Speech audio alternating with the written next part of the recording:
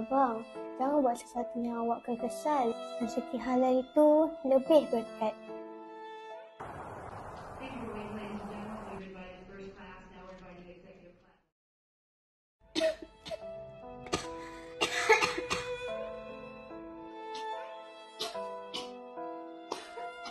Ayah, yuran ni mahal sangat.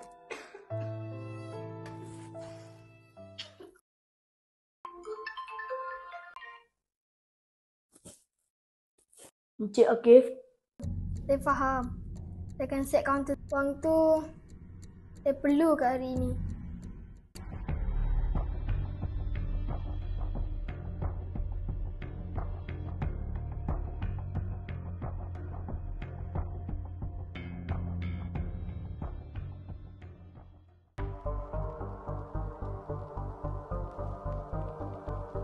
Akif, kau buat apa?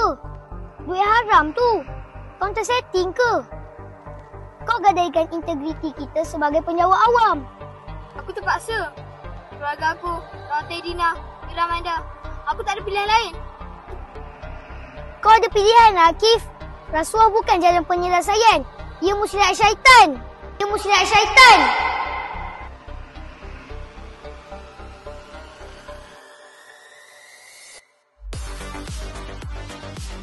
Hello SPRM. Astaghfirullahalazim. Aku dah terjebak ni. Tuan Akif, saya pegawai SPRM, Umar. Saya menerima maklumat rasuah berkaitan kaunter setting. Tindakan Tuan demi keluarga Tuan adalah tidak wajar.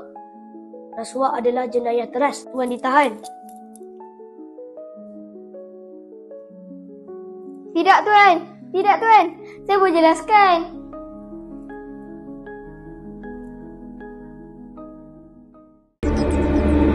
Bertemu kembali dan kita teruskan dengan laporan terkini yang baru kami terima. Suruhanjaya Pencegahan Rasuah Malaysia SPRM telah menahan reman 27 individu termasuk 18 pegawai agensi penguat kuasa kerana disyaki terlibat dengan sindiket counter setting bagi melepaskan warga asing masuk ke Malaysia tanpa mengikut prosedur yang ditetapkan. Ibu, tengok tu. Ayah masuk berita. Ayah, kenapa ayah buat macam ni? Ya, ayah. Ayah. Kita hilang banyak, Amanda. Tapi kita hilang bukti ayah kamu. Itu yang paling penting.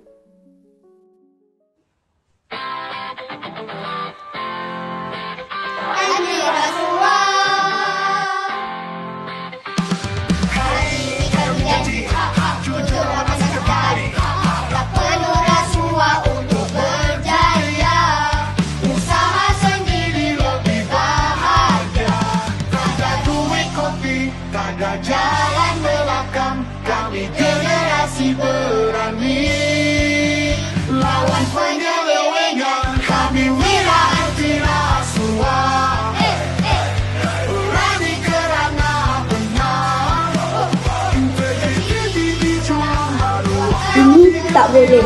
Haram. Rasuah mungkin jalan keluar segera, tapi ia penjara untuk jangka masa panjang.